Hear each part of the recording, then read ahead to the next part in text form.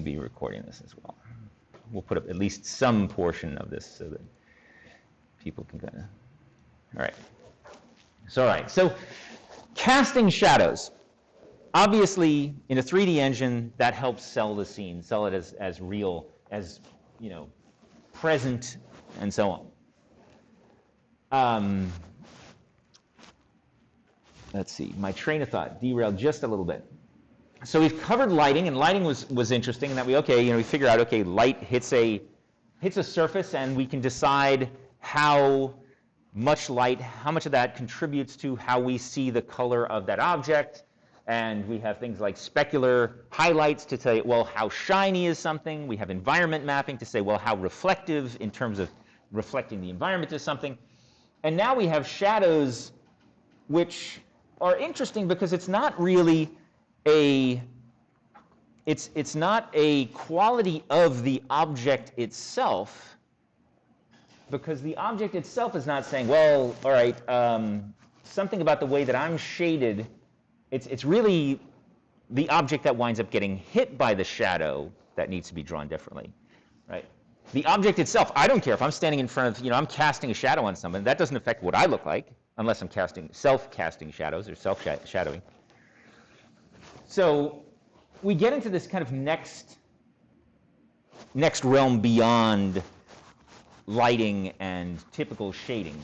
So halfway through the course, we're pretty good. We've said, all right, we can draw objects, we can make them look good, we know how to light them, we know texturing, we know how to transform them, move them in the scene, all the basics, which is really where I wanted to make sure we were at halfway into the semester. And I think maybe we're a little beyond that even. I think we're doing pretty well. So I feel kind of good. Assuming that all the projects look really great, which I think they're going to. So by way of all this is sort of what I'm looking for, and we'll talk about I'm buying a little bit of time for talking about the projects, in that, we want to be, the goal for the first project is to say, okay, we've got a solid appreciation for the basics of OpenGL and 3D modeling and the scene and graphics and how things work. Everything beyond this halfway point becomes sort of what we would say is, kind of more advanced techniques, stuff you can't do just by looking at sort of the simple geometry of one object and how it's lit and so on. We have this more interactions. And to some degree, a lot of it begins to rely on, more and more, on the type of hardware tricks that we can do. Shadowing is a really good example of that. Because in order to do shadowing, or to create shadows efficiently in hardware up until we can actually do ray tracing, which we can start to do now, we had to do, had to do tricks to do it. So the way that shadowing gets done is a complete hack. It's a hack. What do I mean by that? All right, well, we're not really looking at how light is really hitting a surface.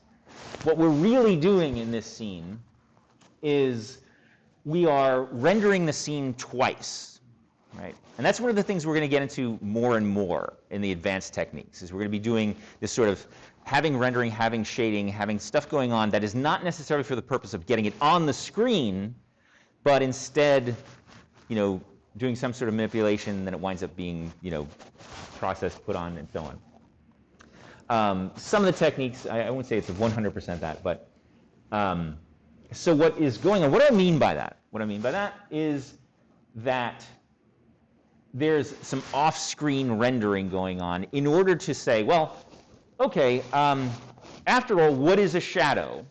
How can I define what a shadow would be? Right? It's basically what the light doesn't hit. Right? Simple way of putting it. What the light doesn't hit. So, if, on the one hand, if I was ray tracing, I would cast points out or shoot rays all over the place and see what my rays don't hit, but that would be expensive. But we happen to have hardware that's really good at least figuring out the depth of objects in our scene, right? We're already able to kind of put things into a scene so that we know that things are closer to us, they get rendered. Things that are further away from us don't get rendered. And we do that through our depth map. Remember our depth map we talked about? That was one of the things that early on in the dawn of computer graphics, everyone said, oh no, you'll never be able to do depth mapping because look at all the memory it requires. You're creating a location, you're going to store the depth of every pixel in the image. That's crazy. That's taking way too much memory and so on. But it is one of the things that we do now. Every graphics card can do depth mapping so that it can keep track of drawing a scene like this. Now, what we can do, we're good at rendering a scene. Now, normally we render a scene from the point of view of the camera. Right? That makes perfect sense. We want to see the scene. So we want to see what we see, what is closest to us as the viewer. Makes perfect sense, right? So imagine for a moment I said, well, all right, I need some information about what the light can see. Right? So we'll say, well, the light is a projector versus a camera, imagine, right? The light is projecting light as opposed to the camera receiving light. But they're similar in certain ways. So we say, well, let's go over, let's take the point of view of the light for a second. Now imagine if I rendered the scene, what would I get in my depth buffer? Someone shout out an answer, right? What would the depth buffer tell me if I rendered it from the perspective of the light?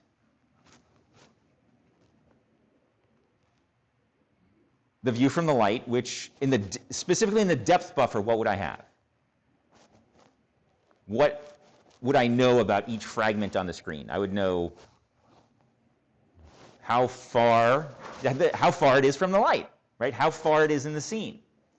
Right? From that perspective, I know what the light actually sees.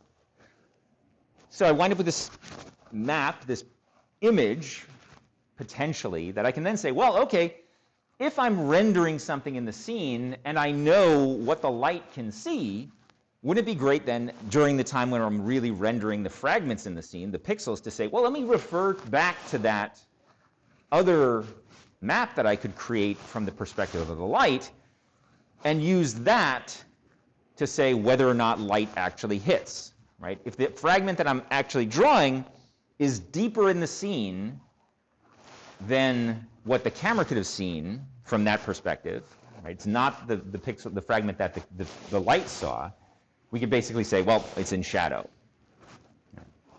So I'm doing a little bit of hand waving there.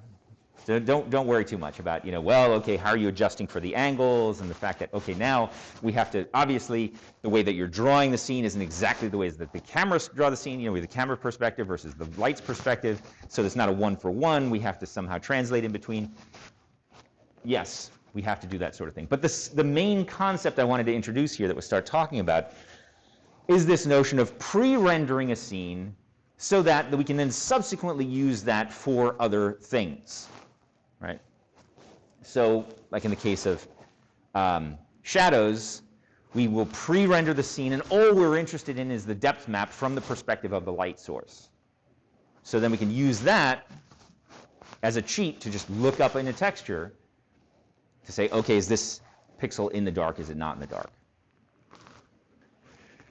A lot of other techniques are going to use that same sort of thing. You can imagine if you wanted to do post-processing in your video game where you wanted to say, well, okay, I have depth of field effects, right?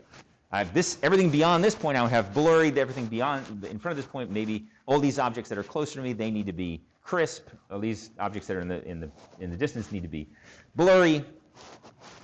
You could render each object and have a shader and worry about every pixel on it and go through the whole fragment shading process and all that kind of stuff. Or you could say, well, let me render this half the scene and then post-process that whole thing to make it all blurry. And then everything that's between here and here in my scene is rendered crisp. And everything that's closer to the camera, then I render that as another pass and I make that blurry, right? So you can do great things like just post-process or pre-process frames or parts of frames or parts of scenes and then composite them all together. You hear about this all the time. How many passes of rendering do you do? What are your render passes? There's different techniques that you do. And then we're going to add smoke and haze and film grain and all this kind of stuff. If you wanted to say, well, let me do a a tone map when I'm done, because I want to make everything look like a Hollywood movie, and it should be all green and orange, shades, whatever, or tune shading or whatever. These are all things that wind up being a lot easier to do if you just blast through a simple texture bitmap as opposed to doing it for every pixel in the image. Right, so this common technique of being able to render not to the screen becomes really, really, really important. And with that, I'm going to refer to our friendly site, Learn OpenGL. So, since this is kind of where we're going from, and kind of more and more where we're going from, there's lots of room for, and even some of the terminology they wind up using, other people use different. The fancier you get in graphics, the more variation you're going to see among these things. So, but we've covered everything up here. We've gone through getting started, right? We have our camera, coordinate systems, transformations, textures, right? You should be able to do everything in there. And at least the basics of the lighting in here. Now we start to get into a little bit more advanced techniques, multiple lights or light casting from like spotlights, things like that. A little bit fancier. Nothing too over the top. Certainly basic lighting you should know. That was our homework 4, which I'm still plowing my way through. Model loading. I don't know if anyone tried to tackle that just yet. We'll talk more about models as we go on as well. But we start to get into this advanced OpenGL now, where we actually, this should look familiar. We talked about cube maps already. Right? One of the fundamental pieces, similar to textures, but now we're talking about three-dimensional textures. And it's a little bit tough, I guess, jumping right smack in the middle of the advanced OpenGL with cube maps. But now we're going to go reverse just a little bit to this part about frame buffers. All right. So if I was to say what the next, after you've conquered cube maps or even after you're done with your projects, and we all take a deep breath on that, the next section, we're going to kind of work our way out from here. Talking about cube maps, simple environment maps and things, then starting to talk about frame buffers, because they're the things that allow you to do the sorts of things, a lot of the sorts of things I just mentioned, right? And the simple example that it uses here, that I'd like you to go through at some point, is it takes the simplest approach, which is just say, okay, set up a frame buffer that's not on the screen, and render your whole image to that. Don't put your image on the screen. Right? Render your image to that, and then use that image as a texture for a simple quad, which is 2 triangles. Right? We already know how to put a texture on 2 triangles. If we render the image to a texture and then we texture that on there, the scene looks exactly the same, winds up looking like it should, because that's just what would have been on the screen. But then we could do potentially all sorts of those interesting things, like, draw it as if they had, superheat vision, or they had, invert the colors, or kind of things, right? So that's going to be one big area that we'll start to discuss more when we get back after the break, right? So the key piece of that, to start looking at in any of these would be this area here, this frame buffer piece. Later on in the Learning OpenGL or Learn OpenGL site, if you look at advanced lighting, they have their shadow mapping, where they put shadow mapping down in advanced lighting. So if we were to try to kind of skip through and get to drawing cool shadows, we would kind of know about, at least about frame buffers and cube maps, well, frame buffers especially, And then you have sort of the basics of what you need to know about shadows. But rather than spend sort of a lot of time on shadows, I'd like to see us start talking about some of these other techniques as well. And they sort of hide some of this stuff in normal mapping and parallax mapping. So we'll get into advanced lighting a bit more as well. So that's where we want to kind of set up for when we get back and what you guys want to kind of think about in terms of where we're going next after knowing the basics. All right. So let's try this. Let's see. And it's also, I guess, the other good thing I was thinking in the back of my head about saying, well, we're halfway through, and at this point, it's still tricky. Everyone's here in person, kind of, sort of, but behind masks and all that. We never did like let's introduce ourselves around the class at the beginning of the semester. Just kind of, gotten a little bit weird with that. So why don't we sort of go around and do a halfway introduction and talk about your project. You could do sort of we could make this sort of the pitch idea. If you have stuff to present, you can present it. And we'll kind of walk through the final version. Or if you just want to, talk about it, and people, this might be good, even from a non-graphical perspective, to talk about it so people can kind of ask questions based on what their understanding of, you have to sort of explain what you're doing as opposed to just showing it. Kind of a neat one. That's why I always start with the no graphics video game in my intro to game programming class. So you have to like sort of really think about what's going on behind the scenes before you can present things. So, feel like going first? Sure. And who's who? You have to sort of like reintroduce yourselves. My name is William. I'm a CS major, and that's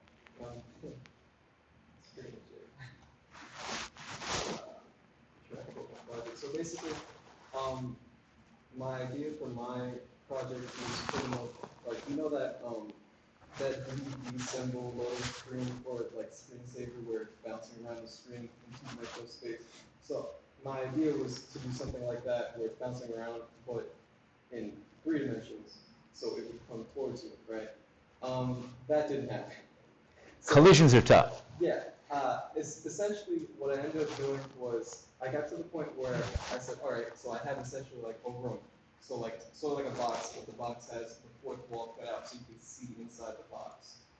So you have the light moving on the from the source which I had at like your face, essentially. So let me actually.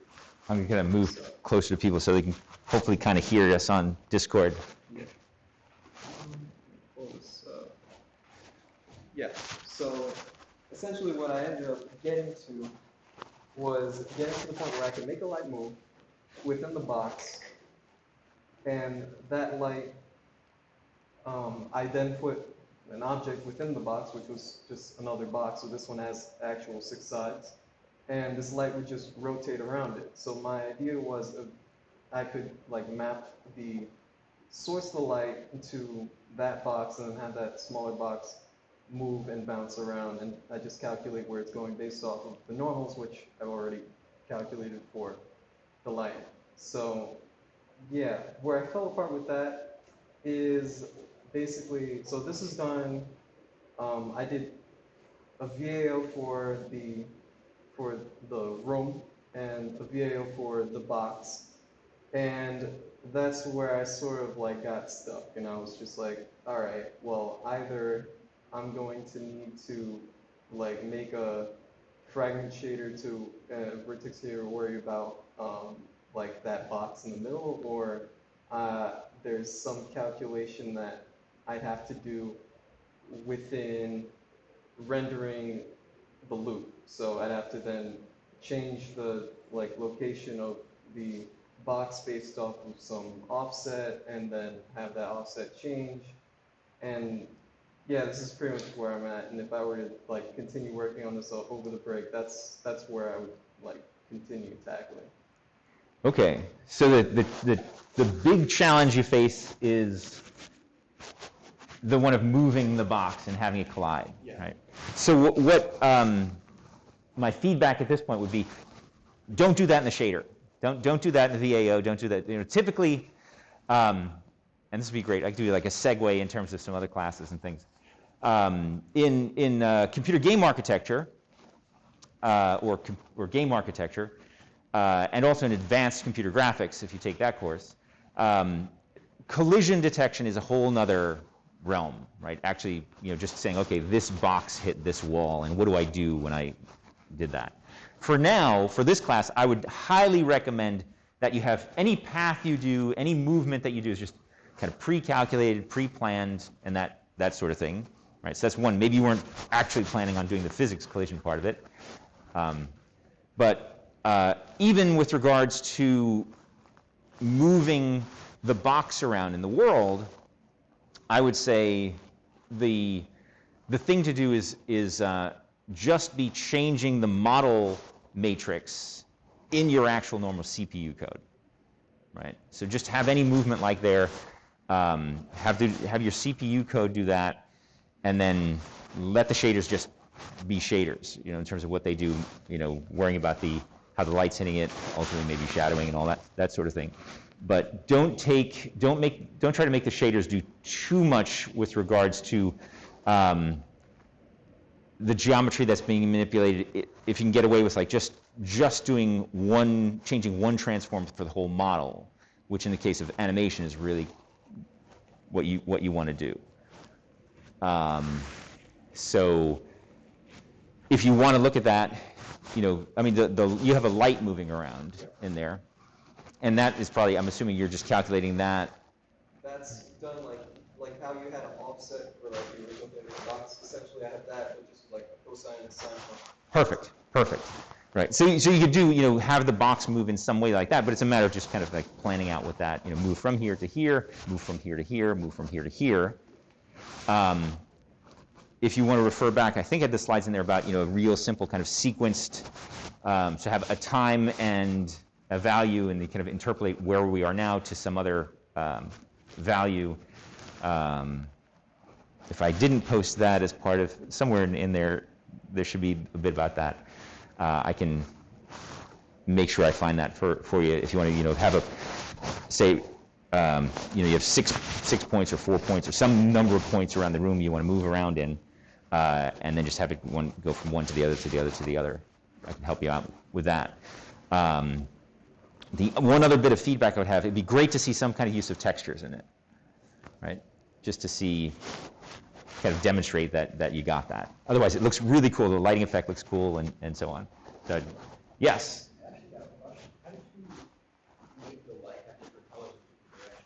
Oh no, it's not that the light is actually doing that. It's that the texture is like a rainbow. Oh, I see. Okay, that's all that is. So that's a very good question, right? In a lot of scenes that you see, and also I think in the Learn OpenGL they have moving lights that they go through, and ultimately the object that you put in the scene that is the moving light is there just for show, right? It doesn't really exist. That's not how it's calculating. It's you know, you could have a white light moving around in your scene and it's a blue light as far as the shader cares, or you know, or maybe it's something the way that the texture on the surface that it's hitting uses and so on. So it's really interesting. I did like that piece of it as well, that there is something in the scene that helps you visualize. You get the impression of where the light is coming from because there's a light source. But it is, you know, it is funny that you get, once you have a light, you say, oh, okay, now suddenly the observer is going to say, well, what is it, that light, how does that really, you know, I see what the light that it's casting, so should they be consistent, right? Or are they not? You know, are they, how is it, you know, you can have a black box casting light. How's that perceived? That kind of weird, or, you know, ultimately maybe you have a texture on the box that says, okay, it's emitting light from a headlight or something like, things like that. But it looks really good. I think it does look really good. We'll get the final presentation version when we come back. How much more you want to add to it? I mean, everybody was due today, so officially how much you want to work between now and then is sort of up to you. Off to a great start. Hello, I'm Dennis, and I'm a GSAS CS school major. And for my project, I wanted to create like some kind of like an ice skate on like an ice platform with like a spotlight going on top of it. And then so there's like two modes that you can do. Like there's a mode where you can just set the speed and radius, so I wanted to have it so that I could like draw like circles and like kind of do like a figure eight kind of thing. So there's a mode where you can just set the speed and like what you would want the radius to be, and then if you like, and then it would just automatically move by itself. And if you click, there's like a button for the circle, and for like just if you want to make it move back in a line, and it would like create the shape, like move in that shape that way. Or you could move the skate manually with like WASD and create the and like do that yourself. And for right now, if you like accidentally move off one of the sides, it would just like teleport you to the other side of the platform. So I can increase the speed, and then if I click the circle, then it starts moving in like a circle motion. And if I go back to the line, then it would continue moving. It would just go like start moving straight. And if I move them manually, then I can like rotate and move around the platform. So that's what I have right now. And what else I wanted to do was that I wanted to have it so that like when the skate was moving on the platform, it would leave behind like some kind of mark that you would like normally see when you're like moving around in like an ice skate rink. I also want to have it so that like right now the movement is it just like stops when you stop, and so it doesn't have any like acceleration or anything, which seems a bit doesn't seem very realistic. So I wanted to add that as well. And yeah, I think that's it for now. Mm-hmm. Looks pretty cool. I think that, I mean, the physics piece of it, cool. I just save that for another class. No, you can totally do that. The idea behind, how do you, and this is one for everybody to think about, and in the context of your project, the idea of adding new geometry or modifying a texture in the scene. If the skate is leaving a trail, how might it do that? Obviously, there's the line. We would think if we're just totally going with the physical world, we want the line on the ice, something like that. So my first instinct, I think yours was as well, would be, okay, how do we change the texture of the surface that it's on to kind of draw a line on it, which has its own set of challenges, because now you're talking about texture space versus world space, and maybe there's just an easy enough calculation to do, is say, well, okay, if I'm drawing a circle here, there should be some transformation to draw a circle and create a new texture, that sort of thing. So maybe that's still an area to investigate longer term. From the other perspective, though, just as for everybody and for an area you might want to think about as well, how would you actually add new geometry into the scene to do that, right? Imagine that you had some sort of particle or something that, some object, something that you could draw that had its own geometry, and you would keep track of the location of the skate at any particular point in time, and you would have a set of transformations that you could then use to instance that object, that particle, to create the trail, right? So you could say, I want to have a pool, and this is a common technique for things where you have a lot of things, but you don't have infinite number of things, or maybe you don't want to be creating things dynamically. But you could say, well, I'm going to create, like I in my demonstration where I had lots and lots of RPI cubes that were all spinning around. I could say, well, okay, I'm going to have some number of instances of them, and I can actually have, I mean, not infinite, but whole lots of instances. But then say, well, I can have up to, we'll have, in the case of your skate, we'll say up to 100 spots where there could be a trail. And then the moment you exceed that, we'll just say, well, assume the ice healed itself, because it froze over again. That's what ice does. We can justify just about anything. So then the thing you would do is you would have to say, well, I have this array of X number of transformations or translations like I had in that example, and you're always incrementing, you're just moving through that as a window. You know, saying the skate was here, the skate was here, the skate was here, and then just draw all the particles. Draw as many instances as you know are currently active. And this way you'll have a very manageable number of objects in there, and you don't have to have lots and lots of them being created and destroyed. It's really just, you know, having some kind of simple thing that forms that beginning of a path. That might be, not saying you have to do it that way, but that's certainly, you know, thinking about it, I would, it sounds like, you know, particle systems are great for that kind of trails. Normally we think like smoke trails or fire or things that kind of exist and then go away. So there'd be a kind of a two-for. You'd be creating a very specialized particle system, basically, using instancing that would totally get your trail, I think. You could even do fancy things like, you know, have it, if it was really a particle system, you know, it could glow as it, you know, the new ones glow and the other ones kind of fade off or disappear as they, whatever. You can get however you want to go with that. Anybody else have any thoughts on that, or? No. All right, cool. I am a also CS and GSAT school. So for my project, I basically created kind of like a space, and we have like a aircraft moving around it. Not moving around it, but moving in a straight line. When it goes out of distance, it will reappear in the back. And it can change the velocity of the spacecraft by pressing JMK. It's too fast.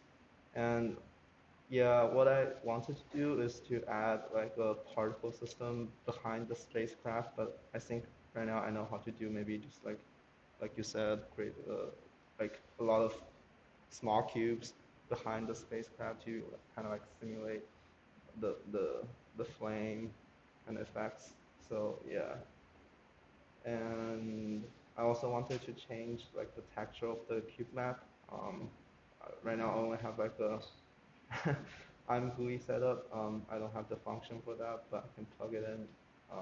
And yeah, that's what I wanted to do. So the object that you're using there, the spaceship itself, how did you create that, or is that? It's an OBJ file. It is, okay. Yeah. So you implemented an OBJ loader. Very cool. Oh, and similar, is yours an OBJ as well? Okay, okay. Are you using any lighting? Not yet. I have like some setup, but I haven't done the lighting yet. I also want to change the cube to a sphere. I think we talked about in one class about like creating a sphere in OpenGL, but I want to change that to a sphere and maybe do some lighting with it. Nice. Okay. Yeah, I think that, I mean, lighting would definitely give it that extra reality to it. I like the motion of the spaceship and everything. Very cool. Yeah, the more I think about it, the cool, we should, maybe future versions of the class, everyone has to do their own particle system using instancing or something like that. It's just, you can get a lot of bang for the buck. And it is one of those areas that, I mean, understanding the use of particle system, for example, obviously Unity, other engines, every good game engine is going to have a particle system, right? And how well you understand their capabilities or what you can do with them and how, you know, how they work, that's a good thing. So, yeah, there's an art to using particle systems effectively, which is why I think probably a good topic to investigate more. Cool. Misha, how you doing? Pretty decent, I would say. So my inspiration was that, Oh, like, my first ever time doing anything with 3D modeling or animation was when I tried to make Squirtle come out of a Pokeball, and that was too much for me to handle at the time because it was like my very first time doing anything with 3D.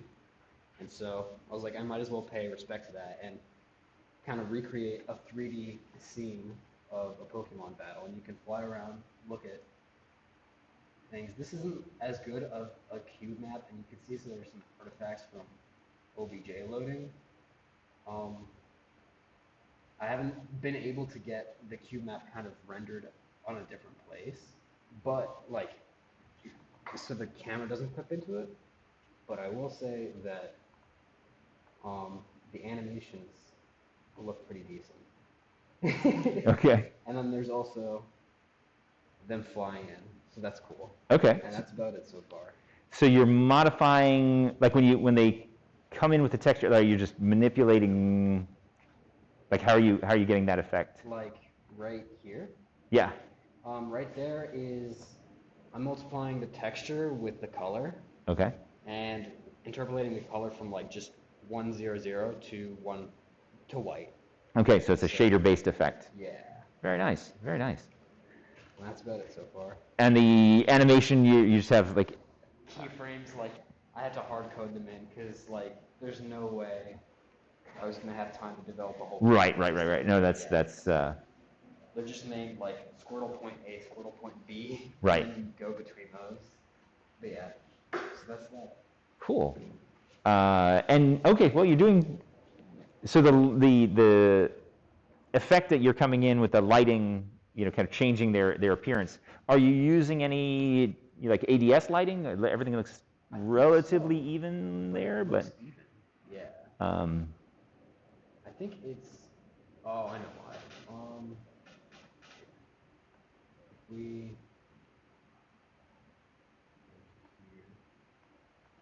I probably never fixed the in animation variable, and so it's always rendering this instead of the direct light.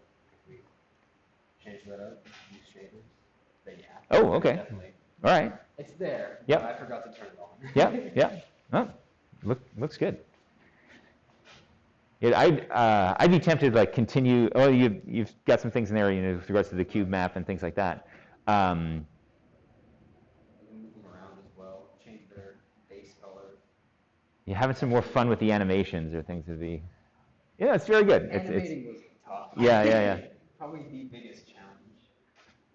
Okay. I had to manually move like a little template object around in the scene, then record where those positions were. Okay. Like through the MQA interface. Okay. And then put those into code. Yeah. All very right. laborious. All right. Fair enough. Yep. Now I'm very grateful for like all programs that are just like move the project here and click a button and it records transformation, rotation, scale, everything. Yep. Okay. Last in-person person. So my thing that I did isn't anywhere nearly that complicated. I have a model of Earth rotating around the sun. It's tilted at 24.5 degrees, and you can also change the speed of it by pressing different buttons. So if I press plus, it would go twice as fast. If I press minus, it would go half speed. If I do the other brackets, it would do 4.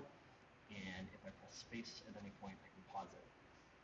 In addition, I can also zoom in, so it's really slow because I did a lot of space-time tutorial on video tutorial. I can also move down like that, and I can also rotate with the mouse. And yeah, so there's that. That's pretty much fun. Yeah, that's pretty much all that my project is at the moment. Also, the light sources and metals will cast onto the Earth, and the sun doesn't have any shaders light shading on it at all. I still have to put in a skybox, that way it actually looks like it's on space, not just in the void. But that's all my project is at the moment, really. Cool. Yeah, no, I think it's so the Earth is an OBJ. I take it. Yeah. You've got some texture mapping going on. You've got some good lighting going on. Some good animation because you have the rotation, and you've got the rotation of the Earth itself and the rotation around. Certainly, if you want to keep going with it, I mean, there's lots of areas for, put a moon that goes around the Earth as well. Or then the instancing example specifically that I think it's Learn OpenGL, is that it's OGL or OGL dev. One of them shows the asteroid field idea, right? So you wanted to do like, again, with instancing, which is going to be my big buzzword for today. I just like all of a sudden all about the instancing. They simulate an asteroid field where they have one model of an asteroid, and then they generate a whole bunch of them at like random locations, basically within a torus sort of thing. And then, don't worry about collisions or something, but having a rotating asteroid field would be really cool if you want to go there. I mean, these are some of these things are, where we're at currently. So now the challenging part: people who are online. Are you still with us? I guess that's the first question. Yeah. Okay. Can you share your screen? Yeah. We could try that. Who wants to go first? I have, let's see, in my screen, Josh, you're in the upper corner, so you won the luck of the draw there. Lucky me. Yeah. Alright, so you want me to just run my project and share it? Yeah, sure. Let's see if we can do that. Alright. So let me pull it up first. Alright.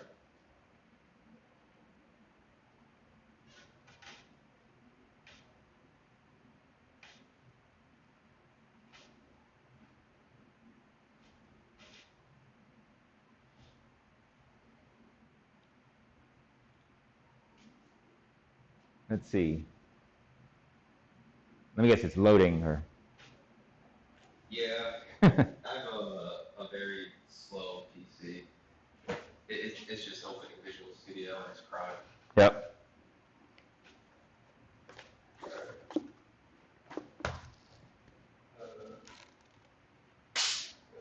I'm just opening a bottle of something here. Don't worry, nothing exploded if you heard that.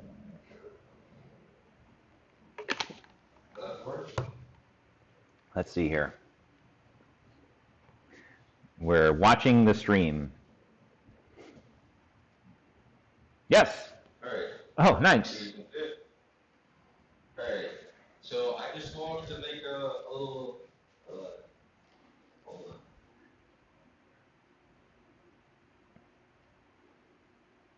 Alright. My mouse sensitivity changed and I didn't adjust for that in the program. Alright, so this is just a little campfire. It was cozy. There's ADS lighting. That little purple ball is the light. Come back here, you see it's no light. A little specular highlight on the tree, because everyone knows trees are shiny. The birds flying around. You can see it doesn't have any specular on it. That's just because of the material. You can see the diffuse lighting change as you going around. They're all OBJs with their own material file loaded in, so they have their own perspective, like specular, diffuse, and ambient attributes to it. Like change like the light position. A little specular highlight on it. I can change like the light color.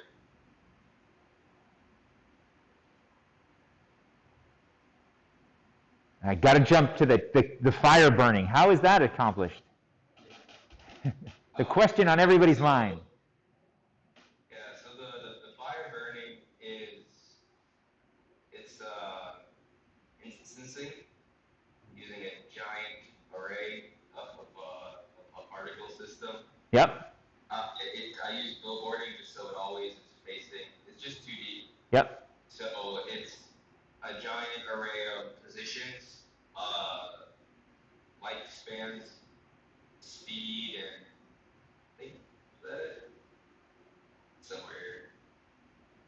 Yeah, it's just speed, size, angle. I didn't actually. I was thinking of doing angle in it too, but it was too much for me. It has like its camera distance, which I just use for sorting, courtesy of OpenGL tutorial.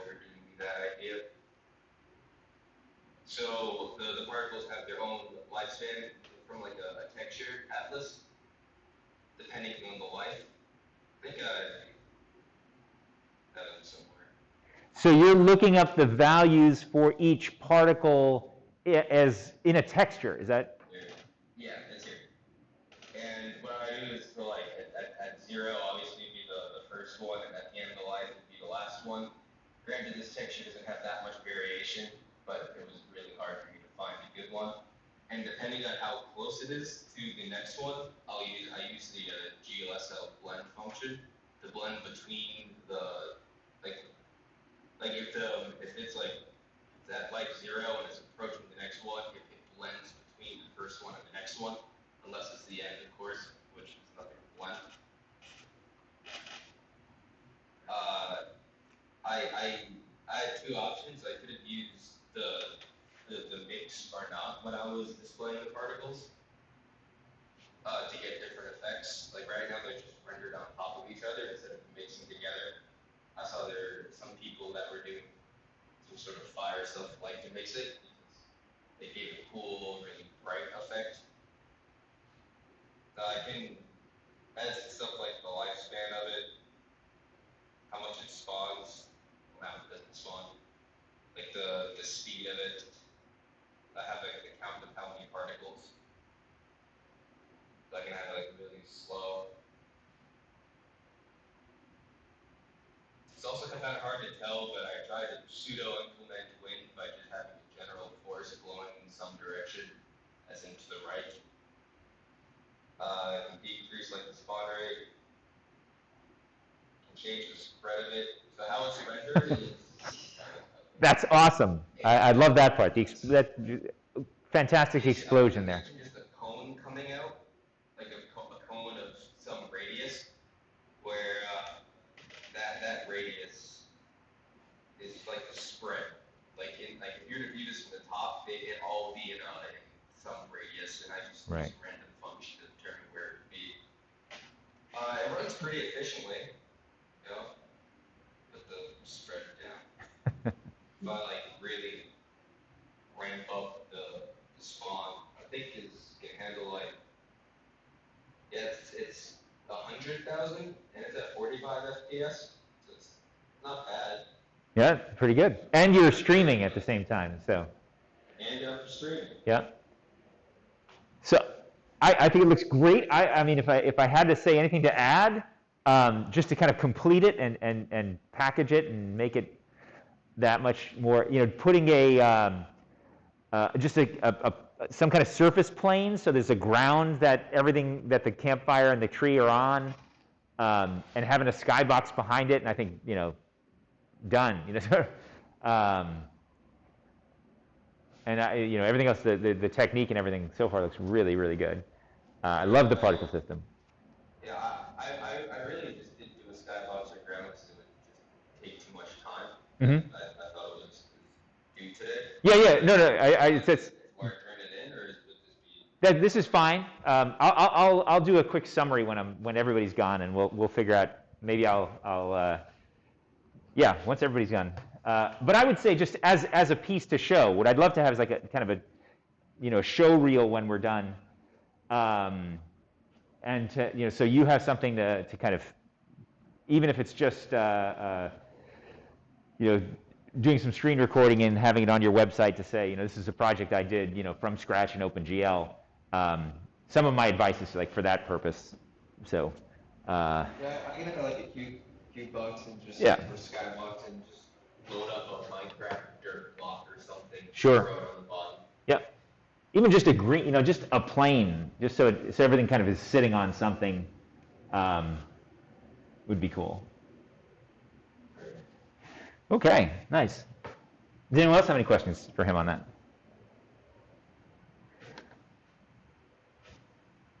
Okay.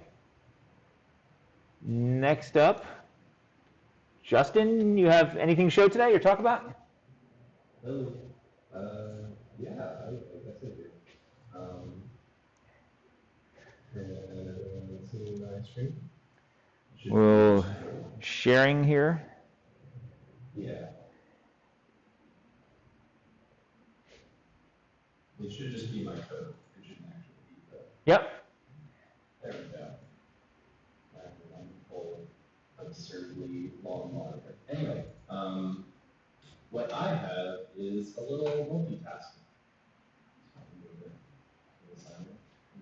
Oh boy.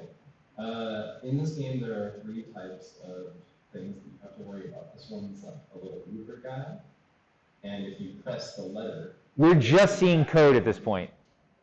Oh, really? Yeah, you might have to share your desktop as opposed to your application, maybe, or well, you're already showing your desktop. That's, I was already showing the desktop. Windows. Screens. There we go. Now, if I run this. Yeah, there we go. Yes. Yeah. So there are 3 types of things you have to worry about here. There's these little mover dudes, and if you press the letter, then it changes direction, and it will go away from the quadrant that it's in. So you won't like instantly hit a wall. The second one you have to worry about are the little key press dudes. They'll be happy, and then they'll count down from 3, 2, 1. And if you press it during one of the numbers, then it will reset. If you happen to press it while it's smiling, you lose. And then there are these little faller guys that I love the little stripe that I made for them. They fall if you press the key, it propels them upwards, kind of like Flappy Bird. And you, they just keep coming into the scene, and if you're good enough, you can multitask between hitting all of them so that none of them lose. And let's just see how long I can go here. Oh, geez. It requires a surprising amount of focus to be able to keep track of like 5 to 6 things at once. 5 to 6 things. And I feel like it's a pretty fun game, but obviously there it is. Okay, so 5,000 viewers. And it requires a surprising amount of focus to keep track of everything. And of course, the way that I'll just run this again so you can see. The way that I have, the little texture, because this is all done using textures, every one of the sprites has 2 textures on it.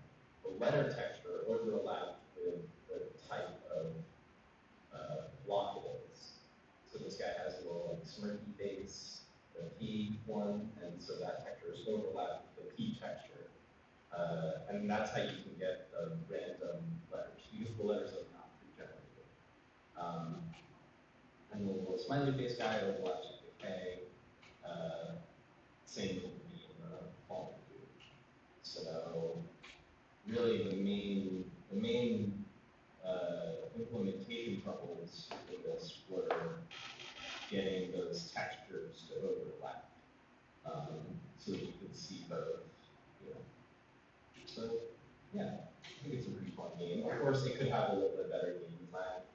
So for example, you can choose it if you spam the letters for the guys that move around, they actually go towards the center. So if you that's one way you can kind of choose it to get a pretty high score. So definitely some game design needs to be worked on. But and just one more point about game design. I tried to make it so that everything here had, like, whenever you press a key, there's an upside and a downside.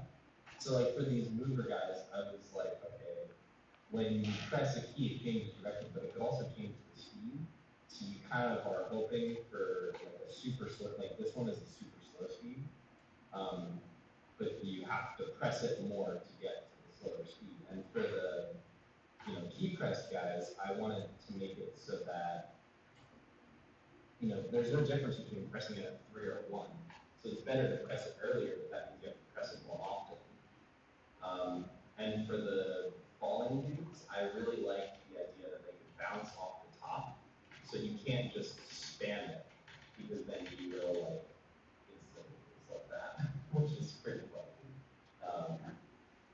So yeah, that's what I got right now. I think I want to add like 3D 3D shapes, but that would be so crazy. I don't know. I think collisions in 3D is something I don't really want to do. So, and I think making this game 3D would make it impossibly difficult. Professor, do you have anything that I should add to make this a full, complete project that would get you credit for? Well, I guess in adding 3D, but in the simplest possible way, just to, at this point, sort of wanting to, kind of check some of the boxes on technique. Certainly if you made them simple cubes that didn't spin or didn't do anything really differently, except that they were cubes, so we could see that, there's more faces on them. And it could be the same texture across all the cubes, and so on. So it doesn't, I don't think you'd have to change the mechanic of the game necessarily, but, just having a 3D object versus a quad that's textured would be great. And then that would allow you to do, potentially if you wanted to add some, some basic lighting or something to it without disrupting the game itself, but just kind of demonstrating those techniques is what I would kind of, my reaction. Is that sound good? That seems feasible. Mm-hmm. I'm a little bit scared because I was actually thinking about this last night. If I try to make any one of the, like if they're cubes, just say they're all cubes. Right. And they don't rotate. You won't actually be able to see, like, the cube nature. You'll just be able to see the quad. And if you start spinning them, No. well, If as long as they're viewed from perspective and you give the camera just a tiny bit, right? Because our camera is a perspective camera. We have a perspective projection on it. So we should be able to see, with just a little bit of angle to it. You don't really need to rotate. Really just angling it just a little bit would give you, you'd kind of be able to see the sides, or certainly if there's any kind of texture on the sides, especially having texture on an object with just a little bit of perspective can really kind of sell it as being 3D. Without getting into, I was thinking that one way that I could do it that would really show it off without dealing with 3D collisions is the ones that stay still. So I don't know if I can demonstrate this live showing. If I, you have these mover guys, those you can't really, it's not really simple to make them 3D because then their rotations will start to mess with you. I'm just waiting for the yellow one to show up. Yeah, the key presses. You can change these key press ones into cubes or or whatever you want, and then have them rotate because they don't have any collisions. They just kind of stay in place. And that was by design so that you didn't have to everything was kind of unique. I think that might be. Okay. Are there any other questions? Anything that they think I should add? So how did you do top and bottom collision? Is it just like an interval that you check against? So for the collision, it's a little bit of a hack. I preset my I don't know if anyone can see this, but my rectangles, the coordinates are from -0.2 to +0.2, and it's just a cube with those positions. And so in my code, I have hard coded, which I shouldn't have, but it's hard coded that if the center of the cube is greater than, if like the x or y coordinate is greater than 0.8 or less than -0.8, that counts as a collision with one of the walls. And so that's how I did the wall collisions, and it's really not, I wouldn't say it's crazy in depth. The reason I didn't want to do the collision because I don't know how to, is because I would have to keep track of every vertex position manually and check each one of them manually, which sounds like a chore, or actually figure out how to do it properly, unlike what I have. Right. Yeah. collision detection is definitely another big topic. Everything from doing simple axis-aligned bounding boxes to to doing meshes to doing so keep that thought, because when you do take game architecture, or hopefully when you take game architecture, that is something we discussed, and you can do full-on collisions in 3D space using all sorts of different methods and make that happen. But for now, I'm not grading them based on the accuracy of their collisions or anything like that. Simple predefined paths and quote-unquote hacks for that piece of it are totally fine. I'm more, I wouldn't say laser-like focused, but focused on making sure that you've got a grasp of the some of the other techniques, and just think about some. I mean, honestly, even if it was just if there was, games always have eye candy, right? They always have some sort of juice in there. They always have some sort of window dressing that if you're keeping track of a score and you have a rotating cube in the corner that indicates some sort of time or whatever, think of some ways. Be as creative as you like, but I do want to kind of make sure that the techniques are in there somehow. If not shown directly in this game, then there's certainly always room within kind of the homeworks and branching out from there, or the next project and so on. So very cool. I mean, in terms of incorporating different types of stuff that you're keeping track of in your loop. What's going on with the player, an actual game logic loop in there is not to be underestimated, as you've found. Cool. Very cool. Okay. Thanks. Rebecca, are you still with us? Oh, let's see. My screen is freaking out here. Is anyone still with us on Discord? Did Discord just crash?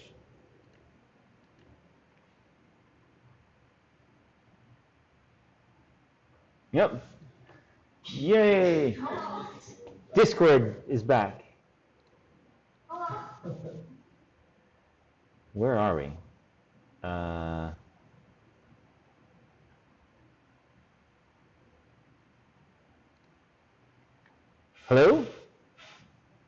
Hello. Oh, hi. Okay. Somehow Discord decided that it should get crazy. So Rebecca, how are you doing?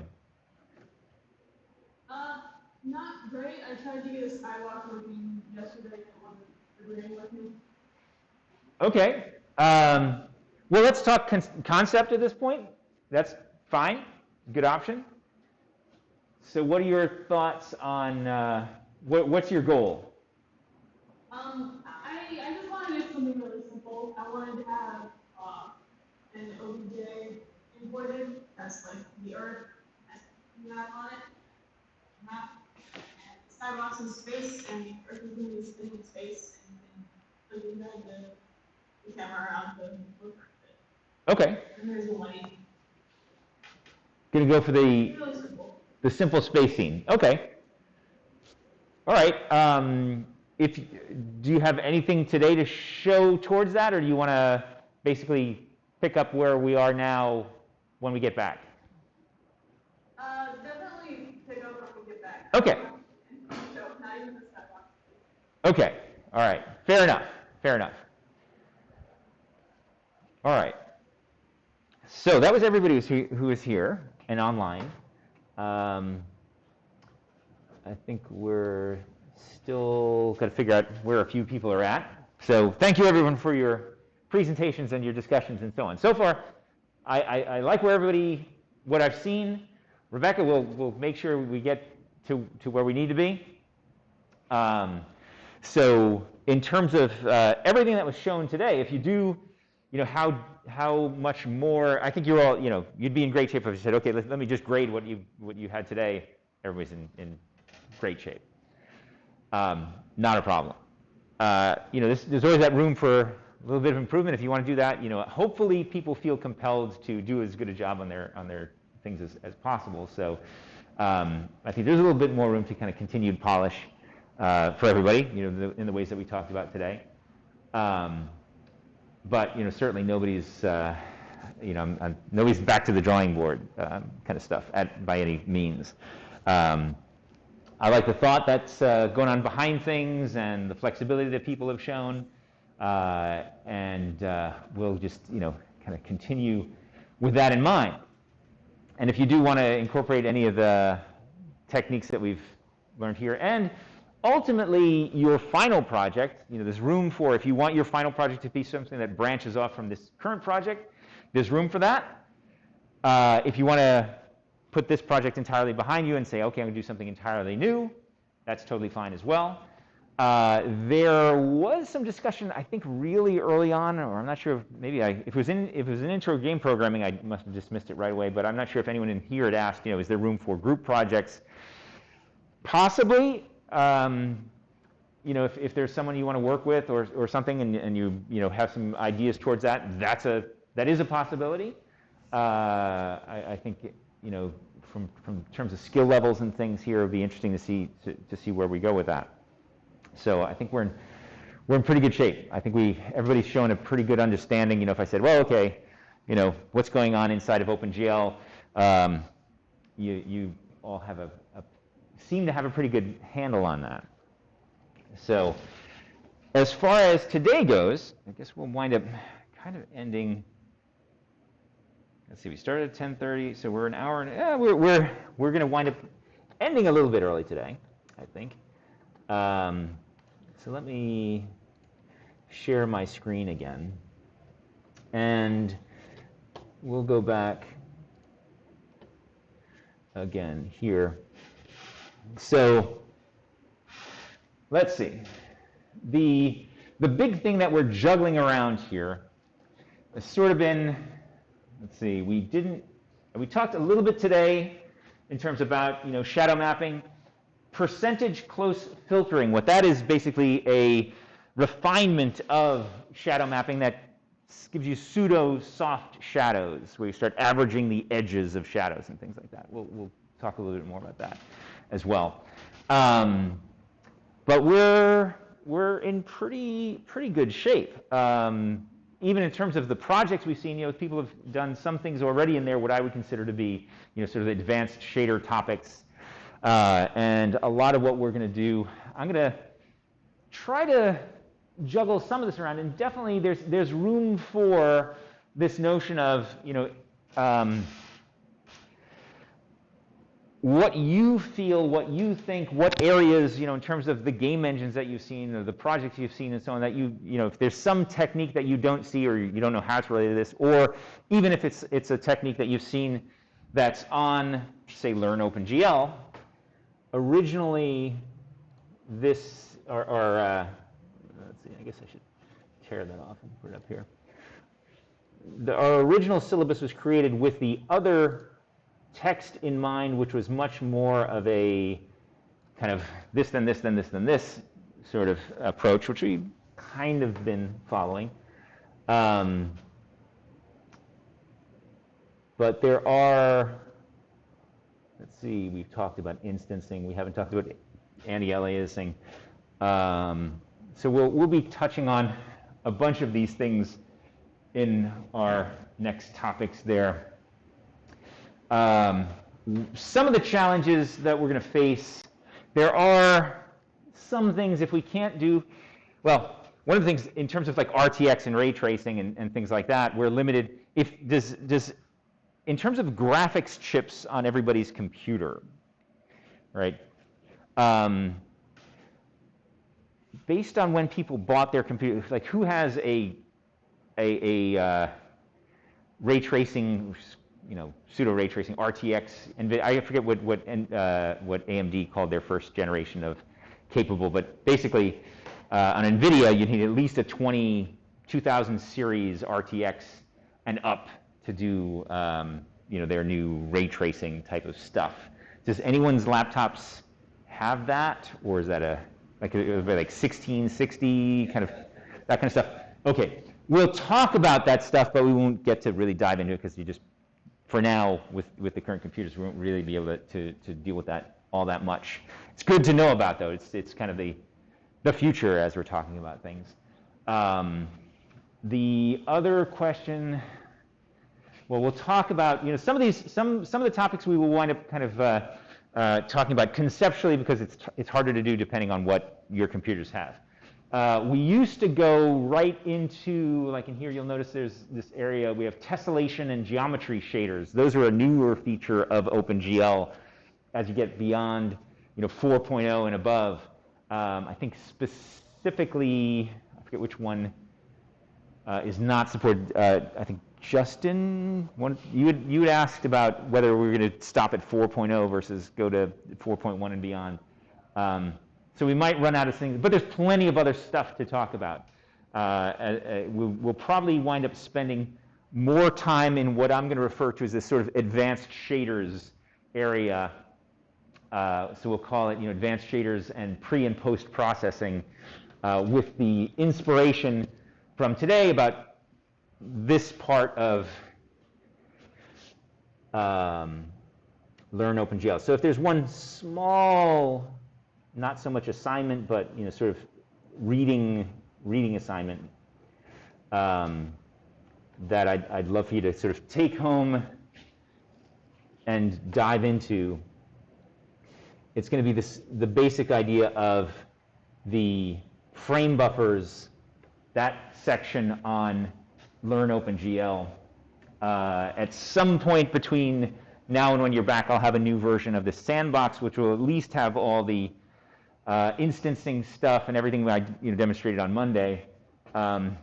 Depending on how ambitious I get over the break, whether or not I have maybe I'll have another version. I don't know if it released or not, but do try to go through the frame buffers tutorial on here, and leading into if you wind up doing, some of you have done cube maps, some of you haven't.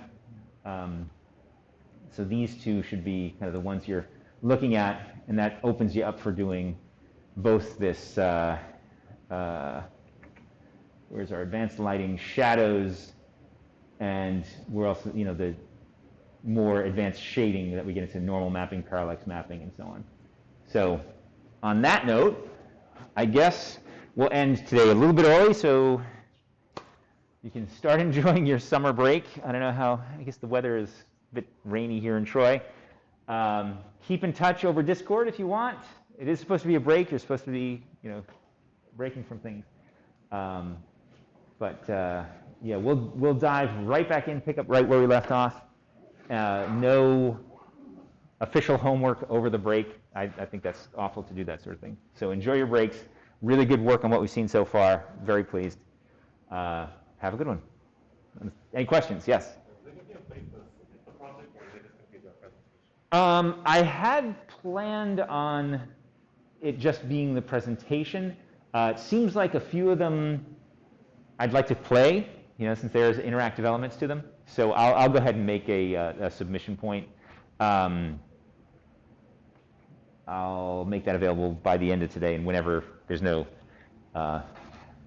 we probably all guessed I'm pretty loose on due dates.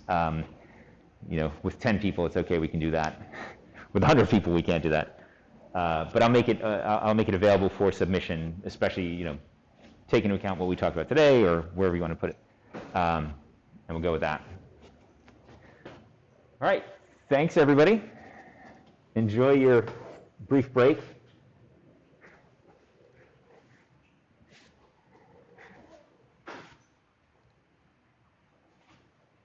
Take care, everybody online.